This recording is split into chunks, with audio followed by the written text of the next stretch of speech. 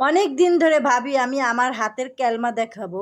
তো আমার হাতের ক্যালমা দেখার জন্য সবাই তার ফাঁকে আমি কিছু পপকর্ন খেয়ে নিলাম, ছেলে দিল। কি করব, ছেলের কথাও শুনতে হয়। আমি এই মিনি মোগলাই বানানোর জন্য অনেক দিন ধরে ভাবি যে বানাবো, কিন্তু বানানো হয় না।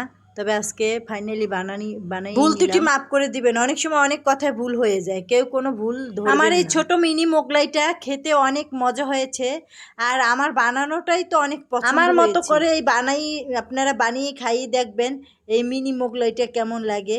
আসলে কি, বানাইতে পারলে সব জিনিসই মজা। আপনারা এইভাবে এরকম ছোট ছোট করে লেচি কেটে তারপরে এভাবে বানাবেন, আর এভাবে বানালেই দেখবেন খুবই মজা লাগে। আপনারা কিন্তু চাইলে ফ্রোজেন করেও রেখে দিতে পারবেন।